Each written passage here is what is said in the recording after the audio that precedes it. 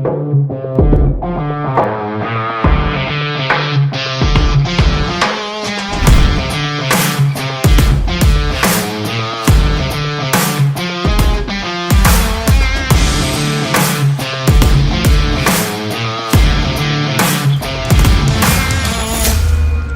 é o Vale. Olá, tudo bem? Sejam todos bem-vindos ao Espaço 360, aqui no coração de O Vale. Começa agora Que História? É o novo quadro do ValeCast, o podcast do jornal O Vale. E hoje nós recebemos uma dupla dinâmica, os irmãos Pedro e Ângelo Rubim, do Almanac Urupês. Eles garimpam histórias da nossa região e trazem para o público com uma nova roupagem, uma roupagem moderna, nos apresentam uma nova visão da história de Taubaté e do Vale do Paraíba. Sejam bem-vindos, meus amigos. Nós agradecemos, né, Ângelo? É muito bom conhecer, inclusive, aqui o espaço, Guilherme. Eu só via remotamente aqui, é muito bom estar presente, muito bom te ver, muito bom ver todo o pessoal trabalhando aqui, e viva a imprensa. Obrigado, boa noite a todos, muito bacana estar aqui, obrigado pela oportunidade. E a gente garimpa bastante coisa, mas a gente conta com muita gente, né? E a gente conta muito com a imprensa, então é muito importante que a gente reconheça que sem vocês a gente não faria o nosso trabalho. Bacana. Gente, e vocês acabam de lançar a 6ª edição do Almanac Taubaté, que traz uma série dessas histórias super interessantes.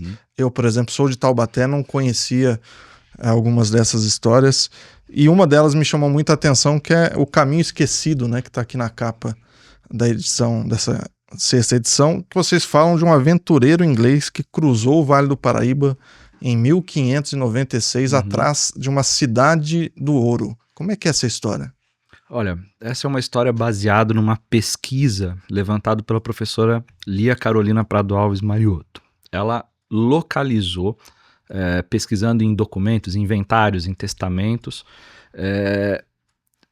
propriedades, né, de sesmeiros antigos, né, num trajeto que passava pelo que antes era o conhecido termo de Taubaté. Só para ficar claro, Taubaté era uma região bem grande, né, que começava onde é a atual cidade de Cunha, lá tinha uma região chamada Facão, e terminava em Minas Gerais, né, então era o termo de Taubaté. Nesse percurso, ela foi pesquisando por que será que tem tantas propriedades justamente nesse caminho. E ela já tinha detectado na literatura, na historiografia, citações a um antigo caminho do ouro, mais antigo que a Estrada Real. E ela falou, poxa vida, será que eu estou olhando esse caminho? Né? Acabou, o que fortaleceu essa desconfiança dela foi um relato de um aventureiro inglês que veio para o Brasil. Ele tinha, na verdade, a ambição de dar a volta ao mundo, né? Ele estava a bordo de um navio, de um corsário inglês, né, um pirata, que pretendia, o Thomas Cavendish, ele pretendia dar a volta ao mundo uma segunda vez. Ele já tinha concluído esse feito, né, que era um grande feito naquele período, e estava tentando fazer isso pela segunda vez, e acabou que deu tudo errado, né, no meio do caminho. O navio dele se perde no meio do caminho, né, no Estreito de Magalhães, e sofre todo tipo de intempérie desde então, e ele desiste da viagem. Nessa desistência, o aventureiro ele é abandonado em Ilhabela, né, para a morte.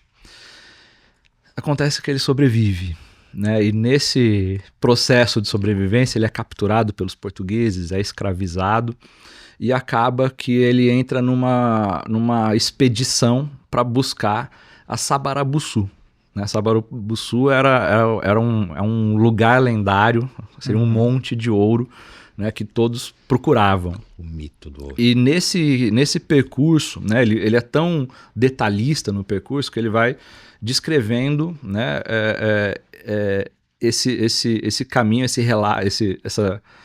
percurso que vai bater exatamente com a documentação que a Lia localizou há 20 anos. Né? Então ela acabou publicando esse material, E recentemente, esse caminho do ouro, ele foi votado na Assembleia Legislativa para reconhecer a importância turística dele. Então a gente aproveitou que essa é uma grande história e juntou com a coisa social dele. Ele fazia qual era o trajeto? Ele ligava até que ponto? O trajeto ele iniciava em Paraty, né, no porto de Paraty. Uhum. A partir de Paraty ele passava pela região do Facão, Encruzilhada, Facão, que hoje é Cunha, seguia cortando pelo rio Paraitinga, até chegar no rio Una. E pelo rio Una ele seguia todo o trajeto até o rio Paraíba, cortava o rio Paraíba e seguia pela Garganta do Piracuama. A Garganta do Piracuama, para quem é de Taubaté, é fácil reconhecer. Quando a gente está na parte alta da cidade, a gente enxerga Pedra do Baú. Uhum. Inclusive, o nome de Taubaté, uma das explicações do nome Taubaté é justamente por conta dessa visão da Pedra do Baú. Taubaté seria uma interpretação para Pedra Alta ou Pedra Grande. Exato. Né? Então faria sentido, de certa maneira, essa interpretação também, por conta do avistamento da Pedra do Baú. Então esse era o caminho, inclusive até hoje é o caminho mais fácil para quem sai daqui para chegar em Minas Gerais. É um caminho bem, bem menos acidentado, por exemplo, que o Garganta do Imbaú.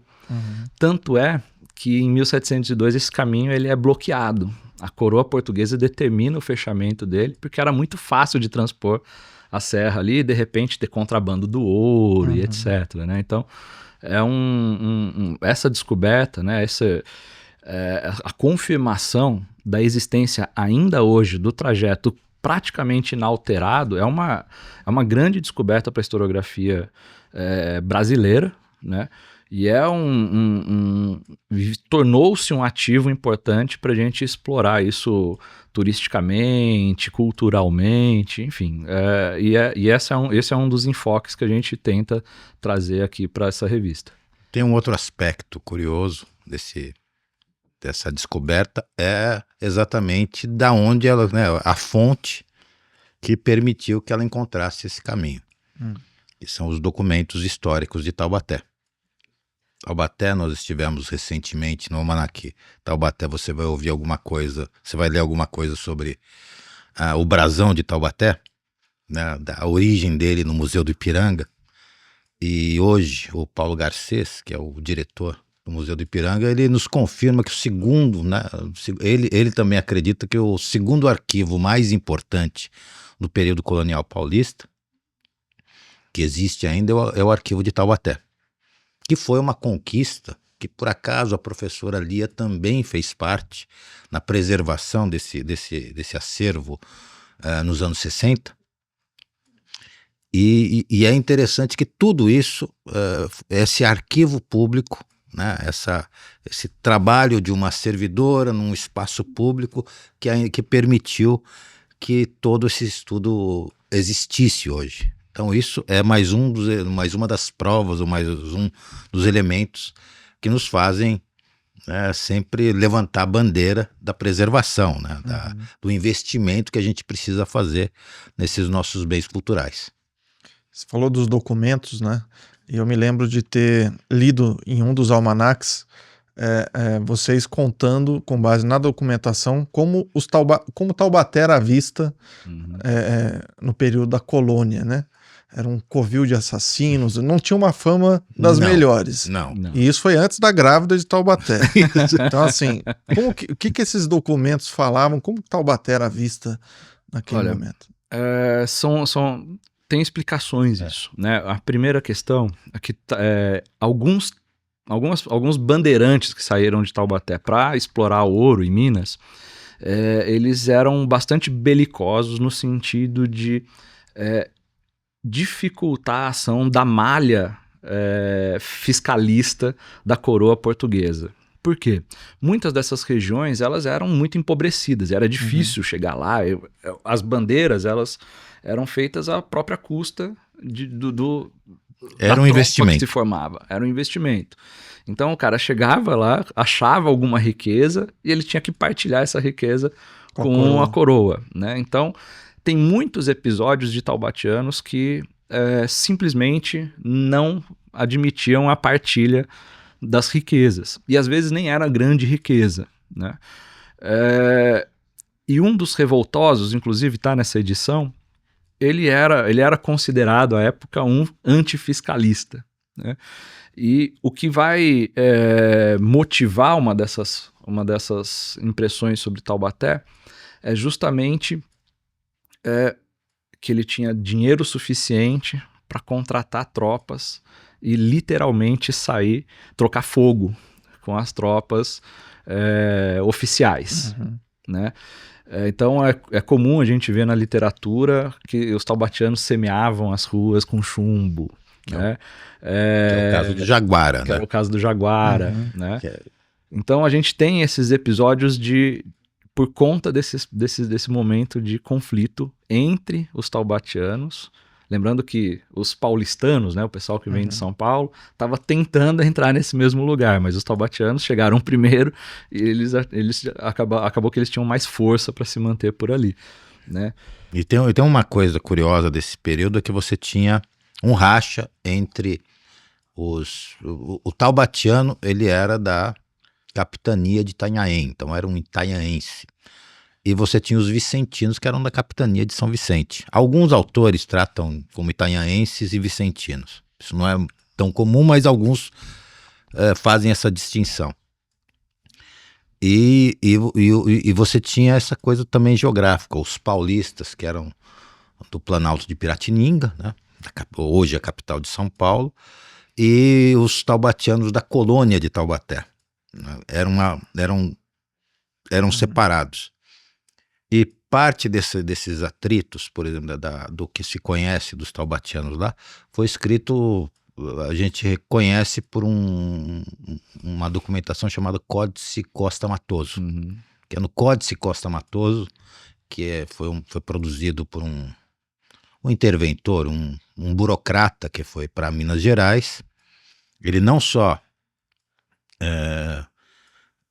registra alguns episódios de taubatianos lá, como pega um taubatiano que o finado prefeito Bernardo Ortiz, naquela obra São Francisco das Chagas, chama de o primeiro historiador de Taubaté, que é o Bento Fernandes Furtado, filho de Salvador Fernandes Furtado, que seria o fundador de Mariana, a primeira capital de Minas Gerais. Esse Bento Fernandes Furtado faz um relato, né, conta como é que foi a saga do ouro. Esse relato depois vai servir de base para um livro muito importante do arcadismo mineiro chamado Vila Rica, que é do Cláudio Manuel da Costa. Isso. E esse Códice Costa Matoso, esse ouvidor, ele também registra, por exemplo, o caso do Jaguara. É ele que fala do Jaguara, né? Que ele tinha uma fama de ser um cara que...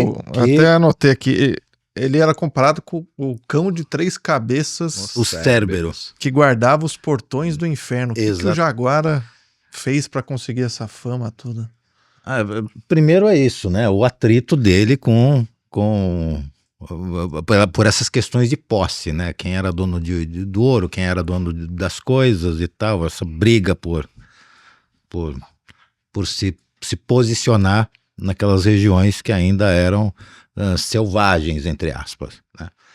E o Jaguar, ele vai dependendo do autor, ele vai entrar numa furada, ele mata um... Como é que é a história do Jaguara mesmo? O Jaguara, é muito simples entender o motivo. Ele matava e mandava matar. Só isso. É só isso, né? Então tem muitas intervenções, né, atribuídas a ele de mandos de assassinato, né? Inclusive, um dos personagens que está na revista ele poderia ter tido também um relacionamento com o Jaguara, e é atribuído a ele o mando da morte, né, do que deu a notícia do ouro. Do Carlos Pedroso da Silveira. O Carlos Pedroso da Silveira foi provavelmente, naquele momento, o brasileiro mais importante, né, porque foi ele que deu a notícia da descoberta do ouro pro rei de Portugal.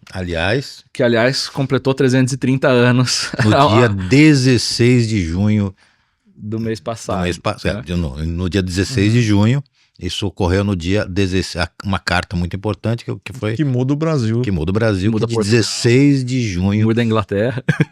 de 1695. Né? Então, aquele era o brasileiro mais importante naquele momento. Né? Ele se tornou, a partir daí, o Capitão Mora e tal. Porque E só o para Domingos explicar de do novo, Prado, só para não dar uma explicação sobre o Carlos Pedroso, como é que ele entra, o ouro que foi descoberto por Arzão, aí depois foi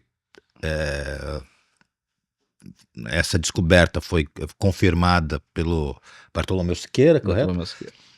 É trazida para Taubaté, cai na mão do Salvador Fernandes Furtado, esse que vai fundar Minas, e depois é entregue para esse Carlos Pedroso da Silveira, que leva para o Rio de Janeiro, para o governador da capitania, que vai fazer o manifesto, que vai manifestar, portanto, a existência, vai dizer para Portugal Vai que... comunicar a coroa. Isso, vai dar a notícia tão esperada. ele não foi o descobridor do ouro. Né? Ele só que manifestou. A descoberta do ouro é atribuída a um outro taubatiano chamado Antônio Rodrigues Arzão. Só que o retorno dele para Taubaté foi impossível, né? Por questões logísticas e também do risco. Né? Ele poderia morrer no retorno porque ele saiu, imagina, ele saiu daqui colecionando morte. Né? Então ele acabou indo para o Espírito Santo e de lá ele não conseguiu fazer essa comunicação imediata, né? Demorou mais tempo. Mas o Furtado ele foi assassinado. Não, o Furtado não, o Pedroso. O Pedroso ele foi assassinado, desculpe. E a mando de um bandeirante que estava em Minas.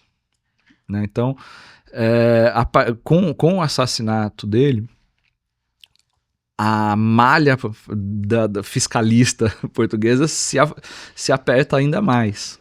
Né? Então, por uma tentativa de preservar essas riquezas, né? De levar para a coroa essas riquezas. E aí é quando a gente vê, disso, né? para não perder o controle, a gente vê exatamente essas classificações dos taubatianos como inimigos da coroa, né? Como indivíduos muito violentos. E o lugar como covil de todos os assassinos. E muitos deles, de fato, faziam isso. Faziam jus à fama, mas na perspectiva do português. Sim. Né? Na perspectiva deles, não, era o contrário. Uhum. Né? Então, o Portugal vivia mandando para cá alguém para fazer alguma intervenção e sempre encontrava um conflito. Então, os bandeirantes taubatianos, eles foram acumulando esses adjetivos, né, por todo esse período do ouro, assim, sabe? E Ângelo, você falou sobre as transformações que essa descoberta trouxe para o Brasil, Portugal, enfim. Você pode falar um pouquinho sobre isso? Olha, você imagina que a notícia mais esperada por todos os reis portugueses, né, que mandaram ou que ajudaram, estimularam a expansão ultramarina, era a notícia da descoberta do ouro. Né, que era provavelmente naquele momento uma das maiores riquezas esperadas por qualquer nação. E aí, de repente, você tem alguém aqui, há quem diga, né, entre os historiadores, que alguém nos sertões de Taubaté localiza esse ouro. Né? Então, a notícia mais importante para o colonizador saiu daqui. Que ano era aproximadamente? 1695. É isso que a gente está comemorando os 330 anos. E numa das respostas, quando o rei de Portugal quer saber que minas são essas, que surge o termo Minas de Taubaté, que o governador responde, olha, as tais minas que são as minas de Taubaté. Minas de Taubaté. Então, você imagina você receber finalmente a notícia do seu sonho dourado, literalmente. Né? Então, o sonho dourado se revelou, aconteceu e tudo mudou na colônia a partir dali, porque você tem uma riqueza de um valor universal, né? Na colônia e no reino. Exatamente, que, poxa, de repente o Brasil se tornou a colônia mais importante de Portugal, né? Porque você tem finalmente a maior riqueza procurada o tempo todo. Então, imagina que Taubaté, ele era até aquele momento, ele era uma cidade passagem, né? Passava-se por Taubaté para ir a Minas, para formar as tropas e etc, para buscar essas riquezas. Hoje eu conversava com um colega sobre o Jacques Félix, por exemplo. O Jacques Félix ele veio para cá com uma missão muito clara, que era fazer a ocupação e limpar a região. O que significa limpar a região? Dizimar indígena e preparar o caminho, basicamente. Ou expulsar, aprisionar, enfim, o que quer que fosse, no sentido para tornar o trânsito entre Taubaté e as minas de Taubaté um lugar mais seguro. Ao longo do tempo, né, foi um período curto até, se você pensar que a elevação de Taubaté em 1645 e 50 anos depois a gente já tem o ouro efetivamente revelado, nesses 50 anos foram 50 anos de entradas muito violentas no sertão para buscar uma riqueza que ninguém sabia que existia, se existia de fato. Tinha mesmo ou não, né? Quer dizer, muito mais a coroa não sabia. Os paulistas já iam encontrando, né, centenas de paulistas, vestígios, né? Haviam vestígios. Mas alguma coisa substancial a gente tem finalmente em 1695. E aí, de repente, aqui se torna o centro de interesse da coroa portuguesa. Então, é impossível não mudar tudo, né? Então, todos os olhos da coroa portuguesa estão voltados para Taubaté. Então, Taubaté deixa de ser um mero espaço de passagem e passa a ser um centro de distribuição, né? Então, o ouro começa a transitar aqui. A gente ainda não tem a localização, por exemplo, da casa de fundição. Foi a primeira, mas a gente tem... Exato. Todo que era indicativo... do Carlos Pedroso da Exatamente. Silveira. Ele foi o provedor da casa. E ele virou Capitão Mor, enfim. Isso. E ele acaba... E a cidade, né, a vila de Taubaté, vira esse entreposto mais importante antes desse material seguir para os portos e finalmente ir para Portugal. Mas o principal centro logístico da distribuição da principal riqueza da coroa naquele momento é Taubaté. Né? Então tudo culminava em Taubaté. Quem viesse do Rio de Janeiro, dos portos, para seguir para Minas, obrigatoriamente parava em Taubaté. Quem vinha de Minas para seguir para os portos, obrigatoriamente passava por Taubaté. Então, desde o beneficiamento do ouro que era encontrado, o ouro vinha em pó, em urnas seladas rigorosamente, com bastante zelo de quem fazia a coisa, para ser fundido em Taubaté, né? E depois ser distribuído como quer que fosse. Isso daí também teve um outro aspecto, que é na formação da identidade paulista. A gente não pode falar de paulistas, não existia esse conceito que a gente tem hoje, mas imagina aquelas vilas, né? Aqueles povoados todos. Havia uma disputa entre os de Piratininga, como eu disse, com os de Taubaté. Em Minas, esse encontro entre esses, né, a ocupação desse espaço e a chegada de gente de outros lugares, estrangeiros, né, os portugueses mandando lá, vão criar um sentimento de uma necessidade de aliança entre esses grupos que tinham disputas, inclusive disputas muito antigas, né? As disputas em São Paulo, que ocorreram no período colonial, ali antes da fundação de Taubaté, eles foram replicados aqui. Você tinha, né, gente que saiu de lá, brigada, enfim. O ápice desse novo momento paulista vai ser a Guerra dos Emboabas. Vai ser a primeira, durante muito tempo, quem estudava a história de São Paulo, mesmo se você pegar o primeiro livro sobre a história de Taubaté, que é de 1877, o ponto alto, o ponto né, mais de ufanismo do taubatiano seria essa guerra, né, que é quando na primeira interpretação é quando essa identidade paulista ela foi forjada.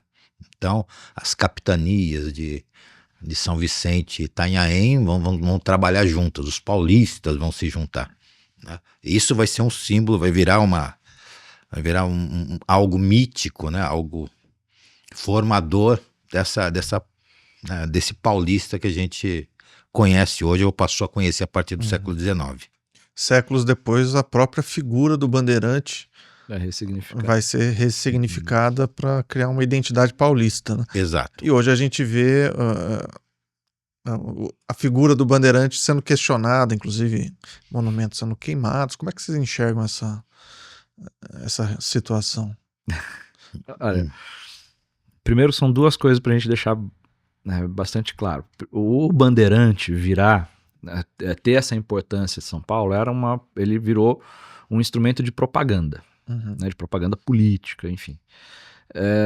Porque São Paulo tinha que produzir alguma coisa, dizer que produzia alguma coisa, e São Paulo tem essa perspectiva de ser o vanguardista, de ser, né, a locomotiva do Brasil e tal, então precisava dizer que estava na natureza do paulista, né, esse espírito empreendedor, né, a riqueza... e usando o bandeirante como isso, que foi o primeiro... Cada bandeira era uma empresa, eles chamavam exatamente com o termo empresa, muitas delas, né? Cada bandeira era uma empresa. O termo bandeira, inclusive, é moderno. A gente já está falando, Guilherme, já no final do século XIX, né? E já no período republicano. A gente está falando do período republicano. A gente está falando de uma cidade que era pujante, de um estado que era pujante, mas não tinha um passado glorioso à altura dessa sua riqueza. Né? E aí você imagina que desde o final do século XIX até os anos 30, né, foi se construindo essa imagem, né, por conta da industrialização e tal, de pioneirismo, né? E o bandeirante acabou sendo a figura escolhida para demonstrar isso, né? O paulista com o espírito aventureiro do paulista. O bandeirante foi escolhido, foi selecionado, foi moldado, só que numa imagem romântica do bandeirante, né? Tanto é que aquela representação clássica que a gente vê do bandeirante, com um gibão, bota, aquele chapéu, isso é muito improvável que tenha existido um bandeirante em missão que se vestisse daquela maneira. Aliás, né? Foi uma encomenda, né? Ele é baseado nos mosqueteiros. Né?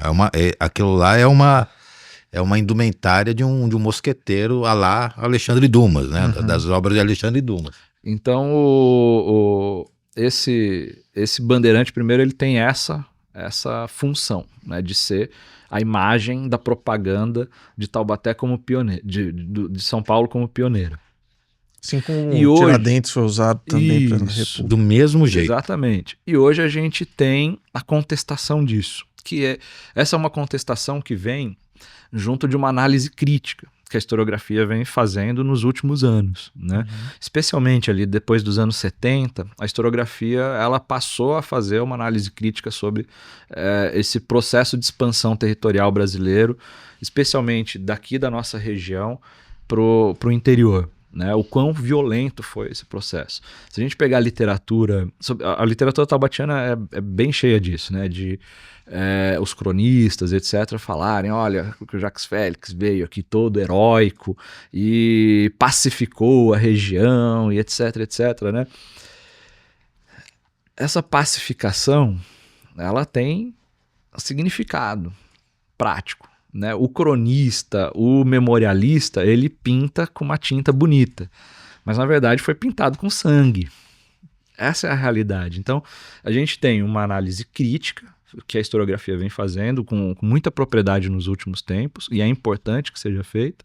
E existem também os movimentos contestatórios que acabam promovendo esse outro tipo de reflexão que é igualmente importante, né? A gente contestar Que uma acontece em outros figura lugares violenta. do mundo, né? Na Sim, Inglaterra, exatamente. sim. Se a gente contestar uma Toda- figura, como que uma figura que representa a violência pode nos representar? Então tá na hora mesmo da gente discutir essa imagem da propaganda feita, que teve a sua utilidade naquele momento por uma elite econômica, etc., no começo do século XX, e já se passou 100 anos e a gente precisa, de fato, problematizar essa imagem que a gente criou dos nossos heróis, né? O quão heróicos, de fato, os nossos heróis foram, né?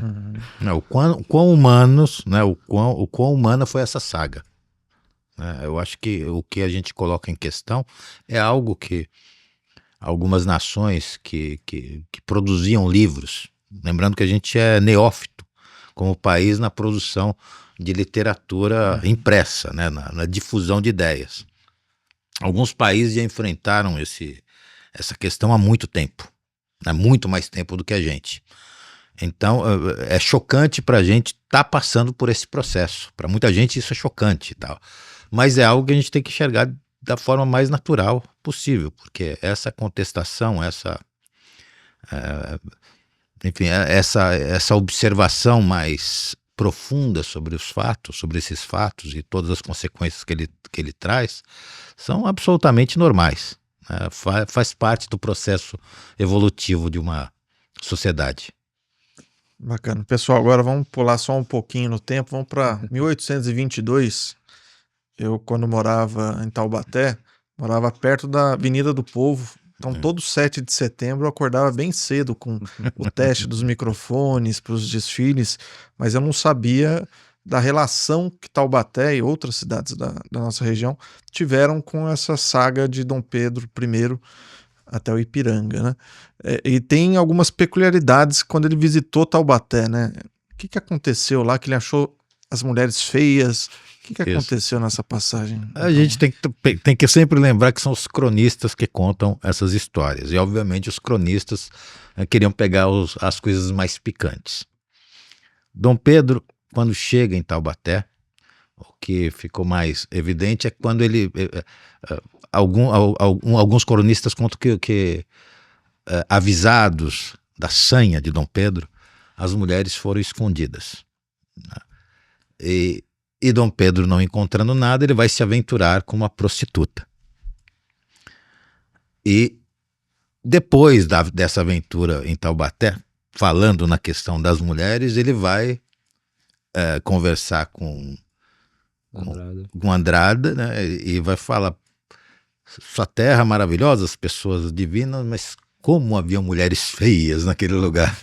Ele vai dizer alguma coisa desse jeito. Então, isso faz parte do folclore picante. Da visita, da coisa. Exato. Da passagem de Dom Pedro. Mas teve uma outra passagem de um aventureiro meses antes por Taubaté, um mochilão, Sim. em 1822. O que ele encontrou? Qual que foi a visão que ele teve? A impressão que ele teve da cidade? É um botânico que passa por Taubaté, muito famoso, a literatura dele é muito importante para a historiografia brasileira, que é o Auguste de Saint-Hilaire. Auguste de Saint-Hilaire, ele vinha pesquisando as plantas, vinha pesquisando, enfim, toda a vegetação brasileira, e ele tem essa primeira impressão sobre Taubaté que é muito interessante. Na entrada, né, da cidade, ele começa a perceber uma transformação na paisagem, né? Ele fala que o Rio de Janeiro, uma coisa muito interessante, o Rio de Janeiro termina em Pindamonhangaba para ele, porque é onde a vegetação é transformada, é o ponto que ele localizou de transformação da paisagem. A régua dele era outra, era essa da... Era da botânica, né? E quando ele entra em Taubaté, ele não fala muito da botânica aqui, né? A gente não sabe se ele coletou amostras, enfim, de plantas aqui, mas ele faz uma análise social de Taubaté. Primeiro, uma impressão visual, né? Ele diz que Taubaté era uma cidade muito feia, com casas muito mal construídas, muito baixas, etc. Pessoas que dormiam em redes, né? Então ele fala de forma... O tom do texto dele é bastante pejorativo, porque isso, dormir em rede é um hábito de indígena, não civilizado, portanto, de acordo com a visão eurocêntrica dele, né? faz uma crítica ao convento de Santa Clara, que ele fala que é um edifício, apesar de ser um grande edifício, etc., mas muito escuro e muito feio, né? E que o que impressionou ele é que haviam muitas crianças loiras de olhos azuis na cidade, né? O que ele está dando a entender que era, exatamente, era uma cidade, como era uma cidade que tinha muita passagem, também naquele momento já era uma cidade, justamente em 1822, estava empobrecida, porque é uma transformação de ciclo econômico, era uma cidade, portanto, que tinha muitas prostitutas e muitos filhos sem pais, né? Então, filhos de viajantes. Então, o que chamou a atenção dele, né? Ele fala das mulheres serem muito dadas à vida, né? Como ele descreve. As mulheres, coitadas, sempre na historiografia, elas sempre são muito depreciadas, né? A historiografia, ou melhor, os relatos, né? Dos homens que produziram a história sempre... É que a história, em geral, foi contada pelos homens, né? Então, sempre... Principalmente porque a maioria das mulheres à época eram analfabetas. Né? E o Saint-Hilaire faz essa impressão sobre Taubaté, que era uma cidade bastante pobre e feia. Não se encantou muito por Taubaté. Nem um pouco. Não. Nem um pouco. É que na época não tinha o Joaquinzão, acho que não tinha Taubaté, Burro da Central. Vai ver, é isso. Provavelmente. Mas ele não foi o único, né? Tem o Richard Francis Burton. Isso já ele é estava atrás de um material diferente. O que ele estava procurando em Taubaté? Uma pedra que ardia. Um inglês, um agente secreto inglês que... O Richard Burton, só para o Richard Burton, ele tinha um parentesco com um ator. O ator tinha um parentesco, né? O ator Richard Burton tinha um parentesco com o Richard Burton. E ele tem, na literatura inglesa, né, nas histórias inglesas, ele é uma figura reverenciada, né? Tem um filme que, se as pessoas quiserem procurar, se chama Nas Montanhas da Lua, que narra algumas aventuras dele pelo mundo. Me permite só uma interrupção. O Richard Burton era o Indiana Jones, cara. Isso. Pode se colocar aventureiro nesse nível, né? Mas a Arca Perdida estava em Taubaté, só falta essa. Mas ele vem para Taubaté atrás dessa pedra, né? Ele não vem exatamente ele vem prospectar petróleo. Exato. Ele está buscando petróleo e ele encontra a tal da pedra que é o xisto betuminoso, que é uma derivação ele é um... Isso mais ou menos em que período? No final do segundo quartel do século XIX. Isso. Né, 1870 e pouco, 80 e pouco. Isso. Me perdoa a imprecisão aqui na data. É depois de 1860, porque... porque o Morwood morre em 70 em alguma coisa, tá nesse período aqui. 1870 e poucos. E ele tem aqui o contato dele, ele é um cara que era bastante importante naquele momento na política brasileira, que era o conselheiro Antônio Moreira de Barros. O conselheiro Antônio Moreira de Barros, para quem é de Taubaté, vai lembrar dele como a Rua das Palmeiras, que é uma das ruas mais famosas de Taubaté, que é popularmente chamada de Rua das Palmeiras, mas nunca teve esse nome, né? O nome é Rua... E em São Paulo também. Em São Paulo também tem uma rua Conselheiro Antônio Moreira de Barros. E ele é o correspondente do Richard Burton. Richard Burton vem para cá e anda, né? Fica ao lado do conselheiro. E o conselheiro que apresenta para ele é Tremembé, onde tem uma grande reserva de xisto. A pedra que arde, existe uma dúvida na nossa historiografia e na conversa com alguns geógrafos sobre se é de fato o xisto betuminoso. O xisto betuminoso, me perdoem aí os técnicos, mas vou falar de uma maneira bastante grosseira, ela é como... Eu vou apanhar por isso, mas é como se fosse uma etapa anterior ao petróleo, né? Então tá naquele processo de sedimentação e tal. Então é um tipo de formação que é possível extrair um óleo semelhante ao petróleo, né? Que serve de combustível. Inclusive muitos países pelo mundo exploram o óleo do xisto para geração de combustível, etc. E a gente tem uma reserva de xisto aqui em Tremembé, né? Uma reserva bastante grande de xisto betuminoso em Tremembé. E aqui ele é apresentado a isso na expectativa de localizar petróleo, né? Não encontrou petróleo, obviamente. Mas ele saiu convicto que saiu havia daqui petróleo. convicto que era possível localizar petróleo em Tremembé, né? Não sei se a convicção dele foi por causas próprias ou se ele foi convencido pelo conselheiro e etc, né? Mas ele sai daqui com um acervo importante de amostras, né?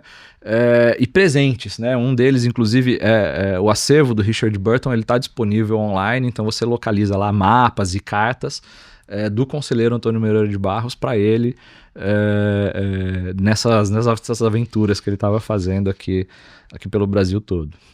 E ele tem mais uma figura que entra nessa história, que é o Edmund Morwood, que ele vem para Taubaté para fazer uma escola, que vai ser uma escola europeia. Então, o Visconde de Tremembé, por exemplo, que foi um dos financiadores, ao invés de ficar mandando os netos e os filhos para a Europa, resolveu trazer a Europa para cá. E montaram esse colégio Morwood, que é o São João Evangelista. São João Evangelista, que depois vai ser do Dr. Quirino, que hoje é o colégio Dr. Quirino. Isso. Esse Morwood, por acaso, ele é de uma cidade sul-africana, né? Ele foi prospectar numa cidade sul-africana, onde ele conhece esse Burton. Os dois acabam tem alguma relação entre os dois. Ali, Exato. em algum momento. E ele também fala dessa pedra que arde, né? Ele dá a dica que sabe, que era do lugar da onde ele tinha ficado anteriormente a chegar a Taubaté, que era uma cidade da África do Sul, que depois nós descobrimos que esse Morwood é o pai da indústria açucareira da África do Sul. E você tem um memorial Morwood lá. E os sul-africanos também tinham perdido as pistas, né? O destino dele foi uma troca de informações muito rica entre Taubaté e a África do Sul pra gente, que o Morwood deles é o nosso Morwood. Eles não sabiam o destino, a gente não sabia onde começou, acabou que conseguimos entrar em contato com eles, né, com uma pista que a gente recebeu e formou, né, essa biografia que ainda está sendo explorada, ainda está sendo pesquisada, mas de novo, falando pro morador de Taubaté, o Edmund Morwood é o cara que termina no fim do viaduto torto. Da Vila Morwood. Exatamente, pensei nisso. Vila Edmundo, né? Vila Edmundo. É a Vila Edmundo. Agora, uma biografia que é vasta e que é muito debatida é de Monteiro Lobato. Sim. Né? O filho mais ilustre da história da cidade. E vocês... Depois do Guilherme. Não, que isso. E o nome Almanaque Europês já vem de uma obra por do acaso. Lobato. E o Lobato anti-Taubaté. Como é que era a relação de Lobato com Taubaté? Né? Desde de moleque a gente ouve falar sobre isso. Tem aquelas lendas, né, de que ele saía da cidade, batia o pé para não levar. Daqui eu não levo nem o pó. Isso. Como era de verdade a relação do Lobato com a cidade? O Lobato, que é uma figura, por acaso é o meu autor preferido, né? Ele se consolidou assim para mim e o que eu aprendi principalmente com as cartas pessoais dele e muito com as cartas para o Cesídio Ambrogi, é que num primeiro lugar a obra dele, né, Urupês e Cidades Mortas, ela expressa, né, ela é toda formada a partir da vivência dele, os personagens, as situações, as cidades imaginárias, elas são todas referências a essa experiência dele. Ele coloca o Vale do Paraíba na literatura brasileira. Ele choca, ele muda a literatura brasileira a partir dessas narrativas vale-paraibanas. E isso não foi bem recebido pelos contemporâneos, que se viram, né, viram na literatura um espelho, exatamente. Né, se viram no espelho e não gostaram do que viram. E o Lobato, é interessante que o Lobato ele é cancelado na Câmara Municipal já em 22, né, no ano que, por acaso, ele era tratado, foi um ano importante para a cultura brasileira, foi o ano da Semana de 22, mas mais importante do que a Semana de 22 naquele momento foi a Semana da Independência, que o Bandeirante seria consagrado como o símbolo paulista e o responsável, né, por essa construção da independência. Então é onde uma máxima do Instituto Histórico e Geográfico de São Paulo, que a história do Brasil, a história de São Paulo, foi Forjada de fato nesse momento. exatamente. E o Lobato é tido por esse grupo, o Urupês é tido como o grito do Ipiranga da literatura paulista. Quando São Paulo, portanto, se impõe como Tem uma personalidade própria. Exato, como a influência, a locomotiva também das artes e cultura. Isso não é bem recebido em Taubaté pelos seus contemporâneos, como eu disse para você. E o Lobato ele vai ter uma relação com essa elite que o conheceu, que eu conhecia, com a igreja, muito conturbada por décadas. O anti-Taubaté, portanto, ele surge de uma iniciativa já depois da prisão dele. Então você tem Cesídio, o Cesídio Ambrogi, o poeta, o Urbano Pereira, que era dono de uma construtora, e Gentil de Camargo, que era um intelectual, resolvem homenagear o Lobato. Ele tinha sido preso, mas eles resolveram e quiseram fazer uma biblioteca temática, que era a Biblioteca Sítio. Essa Biblioteca Sítio, o Lobato achou uma inovação maravilhosa e tudo mais, e o Cesídio começa a ter apoio de muita gente, o Lobato participando disso, seria onde hoje é a Rodoviária Velha. Em algum momento o Cesídio avisa o Lobato, olha, o poder público de Taubaté vai estar com a gente.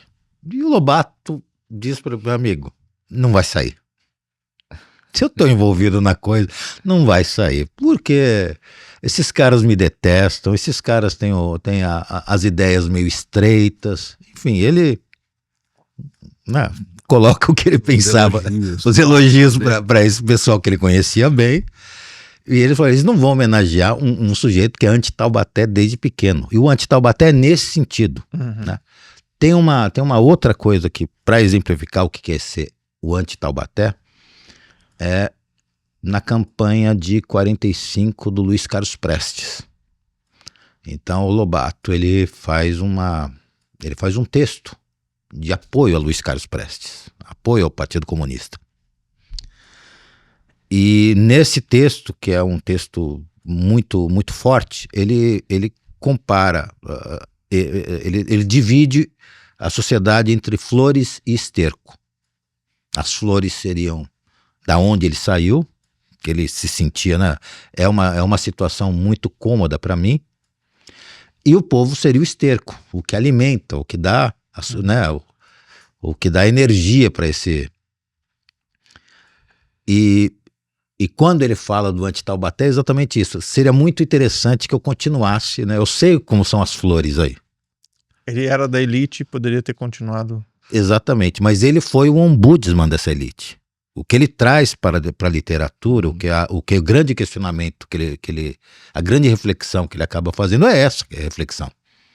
Mesmo, por isso que hoje a gente falava já né, das restrições que hoje tentam aplicar a Lobato, são restrições, eu acho que são frutos do tempo, né, elas vão passar, porque o Lobato realmente, a gente, principalmente em Taubaté, a gente deixou passar essa leitura crítica sobre ele, né? Mas não tem como você deixar de reconhecer né, o quanto ele colaborou para a gente poder entender como é que são formadas, né, como são formadas enfim, né, esses mecanismos que levam a essas diferenciações sociais no Brasil, principalmente no Vale do Paraíba. E quando que a cidade se reconcilia de alguma maneira com o Lobato? Tem a ver com o sítio na televisão? Como é que isso Absolutamente. acontece?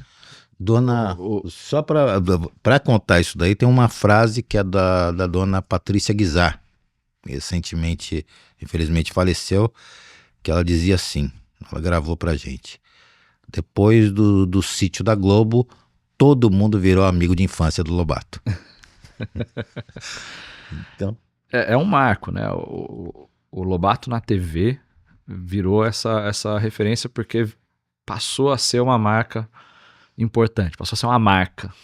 A questão é essa, né? A gente passou a ter um olhar comercial para o Lobato e passou a ser vantajoso dizer que aquela obra magnífica, né, que era de fato naquele momento, ela tinha raízes aqui, né? Então,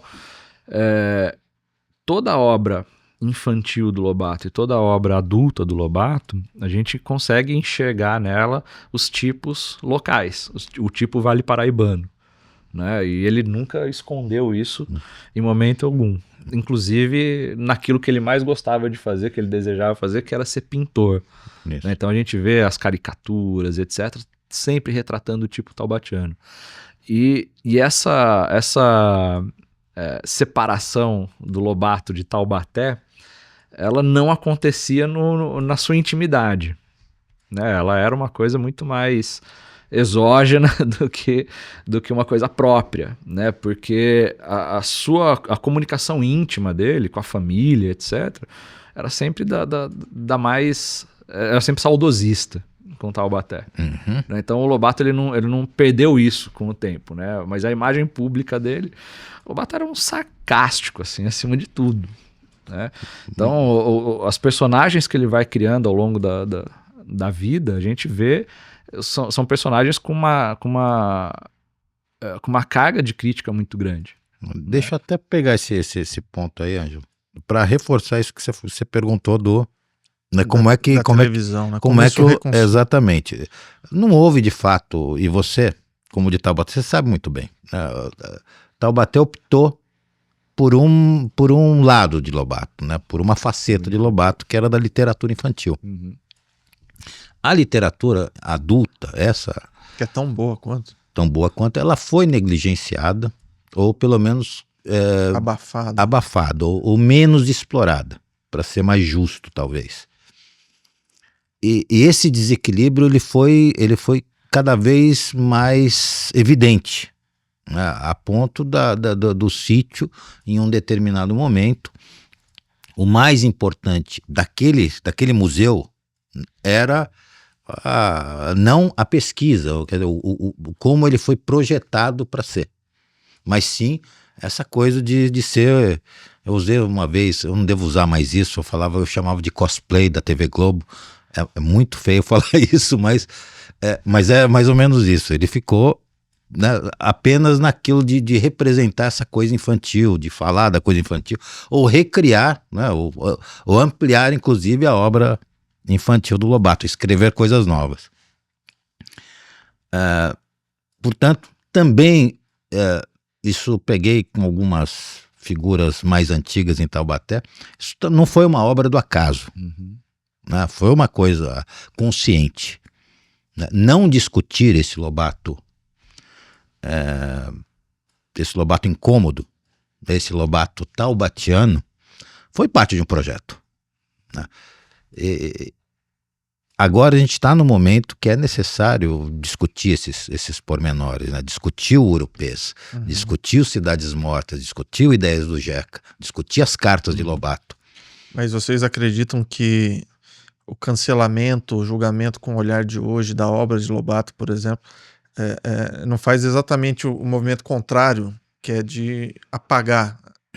Lobato, ele tem um nome muito maior do que o volume de livros que ele... É difícil você ver alguém falar assim, sair da livraria agora e comprei um livro do Lobato. Agora sim. Não, agora você tem até uma proliferação de títulos, mas mesmo não, assim agora, é verdade. não é tão comum. Não é comum. Não. Antes ele era um campeão de vendas. Até os anos 80 ele foi campeão de vendas. Uhum. Houve um período de atrito entre a família, entre os herdeiros e a Brasiliense, num período que culminou na transferência da obra dele para a Editora Globo. Nesse ato, a obra dele foi muito maltratada, praticamente desapareceu das livrarias, retoma no momento lá da nova edição, da nova versão do Sítio, e o que novamente a gente explora aqui é a literatura infantil. A falta, diferente de outros, de contemporâneos dele, por exemplo, o Mário de Andrade, o Oswald de Andrade, que essas questões já foram superadas, né? Se você pegar a obra de Oswald de Andrade, ela tem apresenta problemas tanto quanto as obras de Lobato, os problemas que essa geração detecta hoje.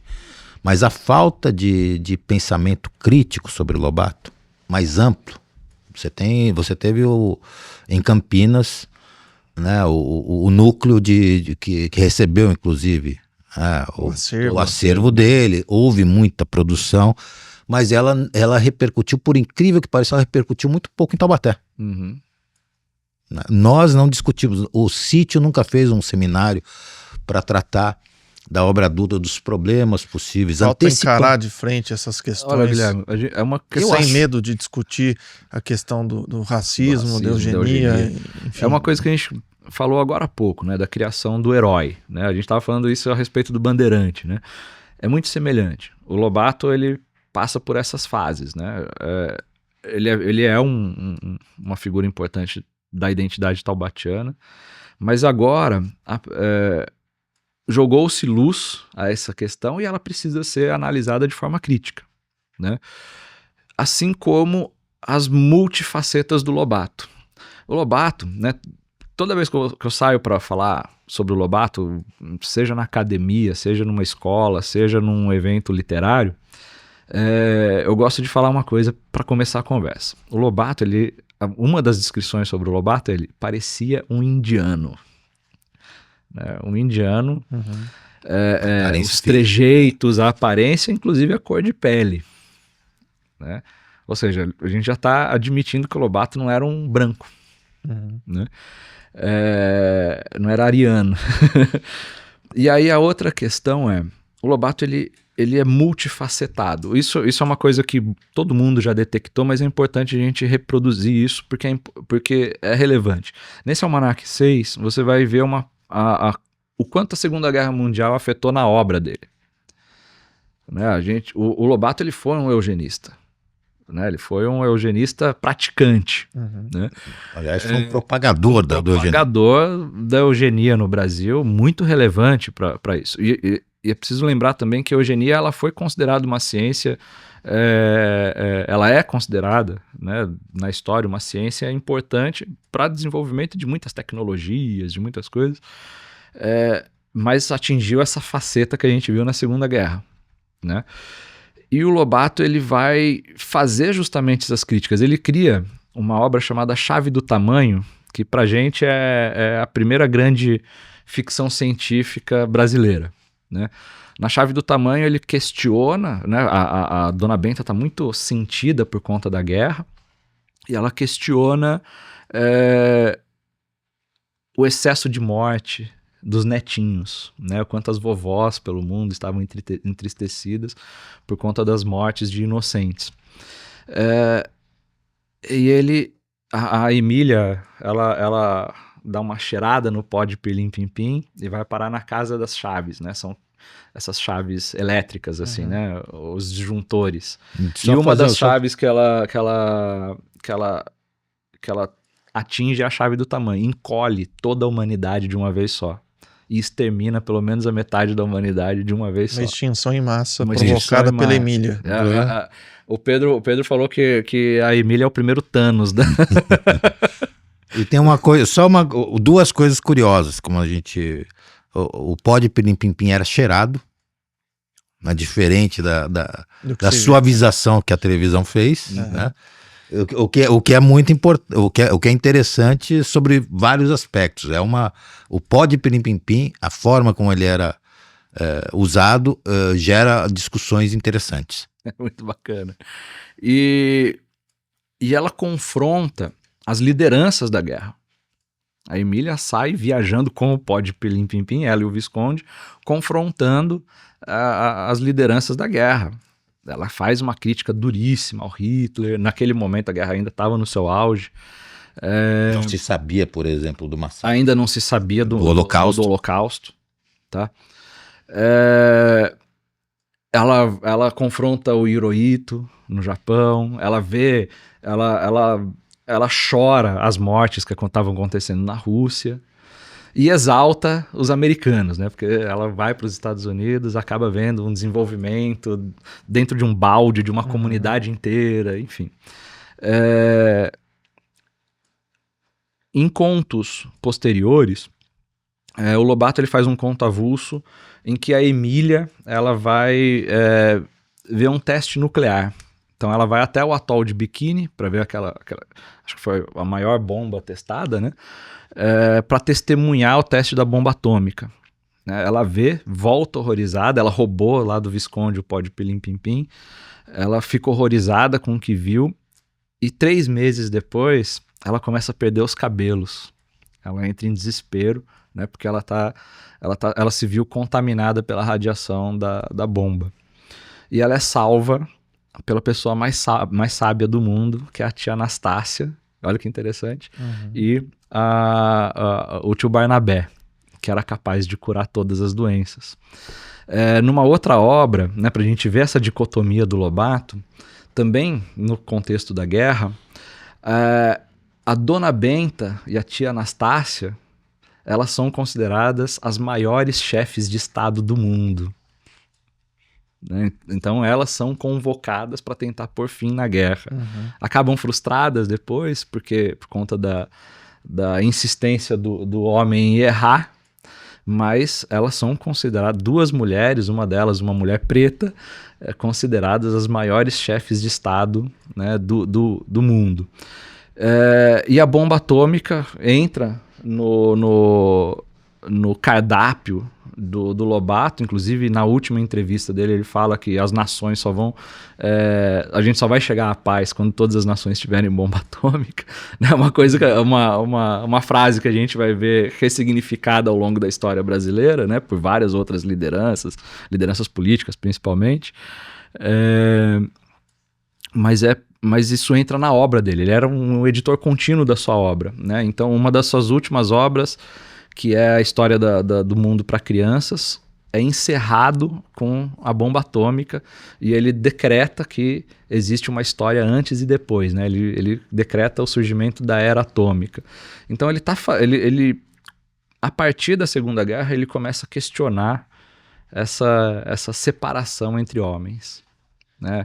Por que Isso impactou de uma maneira direta na vida dele e acaba aparecendo na obra. Então, a obra dele, ela expressa essa obra pública, o que ele foi essa publicado. transformação, Isso aparece na obra dele. E essa dicotomia aparece também nas cartas pessoais, principalmente nas cartas para o Ceside, que ele também faz considerações sobre a era atômica. E nessas cartas mais íntimas, né, ele expõe a visão eugênica dele sobre o papel da bomba atômica, por exemplo, no Japão. Né, como ele enxerga o japonês tal qual os americanos enxergavam. Aquela visão de inferioridade atribuída ao japonês. Né? que havia o inimigo era o povo japonês. Exato. Né? Uma propaganda de guerra americana, até para preparar o terreno para a bomba atômica, enfim. E isso aparece nessa correspondência íntima lá dele. É impressionante como o Lobato também, ele era sempre atento a essas transformações, né? Vocês falaram dos Estados Unidos, ele era fascinado pelos Estados Unidos. Tem obras, né? O Presidente Negro, que fala também dessa guerra de raças, né? Como Exato. dizia na época. Realmente um Também O personagem... Presidente Negro é uma obra que foi considerada racista demais nos Estados Unidos. Exatamente. Então, pra Não, gente e ver, que pra gente ver que voltou o à Lobato baila sai disso. com o Obama, Com né? o Obama. Sim. Houve ali um Uhum. período de resgate da obra, mas que é considerada forte, inclusive lá. Inclusive lá, né? Então, na terra do KKK. Isso. Então a gente é racista demais até pra eles. Então o Lobato é esse cara que é racista demais, até pra quem é racista, mas também é um É cara capaz de escrever negrinha. é ao mesmo capaz de tempo. escrever Exatamente. Negrinha, que é uma crítica duríssima contra aquela elite das famílias escravocratas. Aliás, Né, da desumanização que as famílias, os herdeiros né, das famílias escravocratas tratavam outros humanos. Né? Então a gente está vendo, o Negrinha é um conto de humanização da questão. do homem preto. Exato. É a primeira vez que a gente vê na literatura, né, uma das primeiras vezes que a gente vê, né, das poucas vezes que a gente viu na literatura naquele período, a humanização do homem preto naquela sociedade daquele período. Né? Então o Lobato ele também tem esse fator, né, na longa carreira dicotômica dele. Né? E a Negrinha é um dos exemplos, aquele conto é um dos exemplos que fizeram do Lobato, né, que levaram o Lobato a dizer sobre o anti-taubatianismo dele, Uhum. que é exatamente nesse tipo de tratamento, na distinção que ele procurava fazer, né, do esterco para as flores. Ele dizia, né, viver entre as flores seria uma coisa muito cômoda para ele, porque ele viveria muito bem. Mas saber passar a pensar, a viver, a entender como é que era ser esterco é que estragou a vida dele. Interessante. Né? E o Lobato, ele tem esse lado fascinante, né? Essa dicotomia dele é impressionante. Né? E quando a gente teve a obra dele entrando em domínio público, a gente viu vários exemplos distintos de como lidar com esses problemas. Né? Você teve editoras que substituíram trechos ou excluíram trechos, outras que optaram pelas notas de rodapé contextualizando que aquilo foi escrito no ano tal, hoje isso não é aceito, porque... Qual vocês acham que é a solução ideal num tipo de questão como essa? Olha, em literatura não tem solução ideal. Né? Tem espaço para isso tudo, né? Desde que seja um posicionamento sincero e honesto sobre o que está sendo apresentado. O Lobato ele era um adaptador de obras. Ele traduziu e adaptou muitas obras, inclusive incluiu até no sítio muitas obras. Né? Então, a nota de rodapé ela pode ser muito importante para muitos contextos, assim como a exclusão ou substituição de termos também. É importante que a gente pensar que a obra do Lobato, como virou um clássico, ela se tornou atemporal. Né? E parte da observação crítica sobre a obra, o resultado, ou melhor, da observação crítica sobre a obra está aí, numa adaptação, numa substituição de termos, na exclusão de termos. Como agora está em domínio público, né? Cada público, a cada público vai ser endereçado um tipo diferente de obra. Eu não vejo como problemático necessariamente a adaptação ou a aplicação de notas de rodapé. Do trecho também. E basta observar uma coisa, o próprio Lobato ele modificou muito a obra dele em vida. Né? Se você pega a primeira edição de Narizinho Arrebitado, como ele trata a Tia Anastácia, é diferente já em 31 no Reinações de Narizinho. Então ele fazia essas adequações, né? Enquanto foi vivo ele fez adequações o tempo inteiro dessas obras infantis. Então, baseado nisso, eu não tenho dúvida que comercialmente, né, ele também brincava, qual é o livro que você mais gostava? O livro que eu vendi mais. Ele dizia isso. Eu não tenho dúvida, como editor, como homem de negócios do livro, ele criou isso também, né? Exatamente. Ele não se oporia. Criou esse mercado. Né? Ele não se oporia fazer algum tipo... Eu penso assim, né? Obviamente. Por favor. Usando por viroscópio, ele aceitaria. Eu não tenho... Exatamente, eu não tenho dúvida que ele faria a mesma coisa, né? Mas também como um homem, né, ligado, né, um homem preocupado com a essência, né, das questões, ele também permitiria que a obra dele fosse lida tal qual como ela foi escrita, como ela foi o processo de evolução da cabeça dele de escritor. Pessoal, a gente está chegando no final, mas tem duas histórias que eu acho que ajudam a gente a provar que Taubaté tem um dedo de Taubaté em tudo de importante que acontece no planeta. Né? Exato. O centro do universo. Por exemplo, imagina o Messi morando numa pensão, lavando a cueca no tanque para fazer um supletivo, né? Trocando os personagens. Isso aconteceu em Taubaté, mas com o Pelé. Como é que é essa história? Madureza, né? Madureza era um supletivo, né? E ali próximo à conquista, né? A Copa de 70, o Pelé, para buscar alguma, como se fosse precisar de alguma coisa no pós-futebol, ele vai buscar essa evolução pessoal e vai fazer Madureza em Taubaté. O curso Madureza em Taubaté era muito famoso. Ele pretendia se formar em educação física. Perfeito. Mas ele vai buscar Madureza. O Madureza de Taubaté era muito... Era conhecido por ser fácil de passar, alguma coisa assim. Exato. Inclusive, o outro que vai fazer Madureza é o Boris Casoy lá, por exemplo. Né? E o mais interessante é que ele fica numa pensão. A coisa do... Imagina um rei, né? Já era considerado o rei do futebol, ele vai viver como plebeu. Bicampeão mundial. Bicampeão mundial. E vai viver como plebeu numa pensão.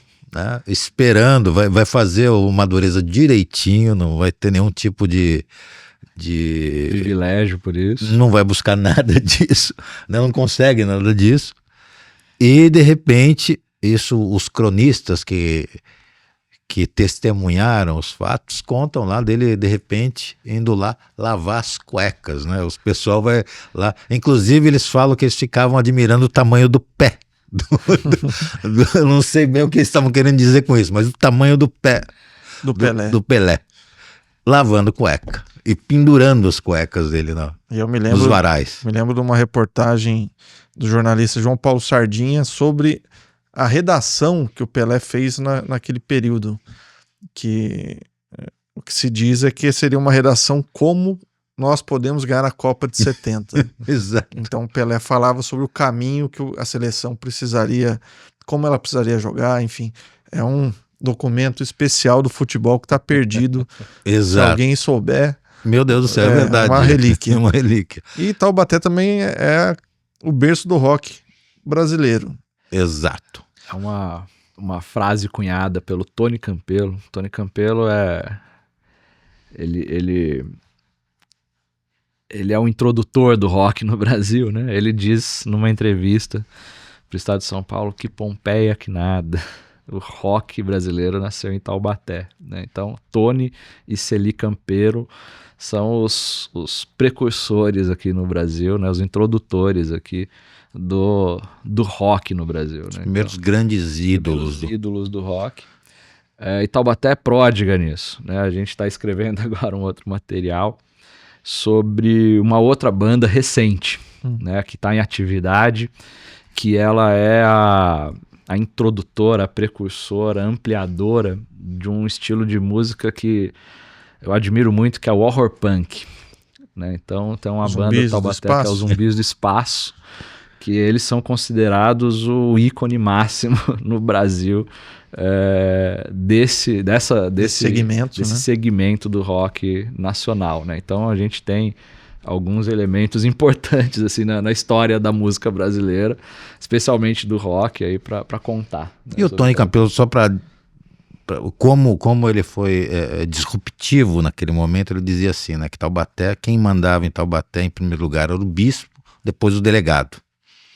Então, ao fazer rock lá, não tinha lugar menos propício para que um roqueiro como ele surgisse. E foi lá que ele assistiu febre do... Eu não me lembro o nome do filme, foi um filme que o inspirou. E de lá, detalhe, o pai dele era gerente do Sesc. Que o Sesc se introduz na cidade. E ele vai para São Paulo trabalhar no Sesc e tal, e aí é que nasce, né, que a coisa toma corpo. Mas foi essa inspiração taubatiana que... De acordo com Tony Campelo, então eu não contesto, porque Isso. Tá ótimo. eu não contesto, entendeu? Então o rock não nasceu na Pompeia, o rock brasileiro nasceu em Taubaté. Legal, gente. Vocês me convenceram. Taubaté é a capital mundial do Vale do Paraíba. Isso. Ângelo, Pedro, obrigado pela vinda de vocês. O papo foi ótimo. Obrigado pela participação. Agradeço a acolhida. Recomendo que busquem pelo Almanac Taubaté. Tem lá no nosso site, que é almanacrupes.com.br. Quem quiser conhecer um pouquinho mais sobre a história do Taubaté, a história do Vale do Paraíba, pode nos procurar que a gente está lá 24 horas por dia. Isso. Também é a mesma coisa. Muito bom te ver de novo. Muito bom. Parabéns estar aqui. pelo trabalho. Tá ótimo. Excelente. E estamos aqui para novamente reafirmar essa centralidade taubatiana no universo. Tá. Gente, obrigado. Pessoal, obrigado por acompanhar o bate-papo. A gente se vê. Um abraço.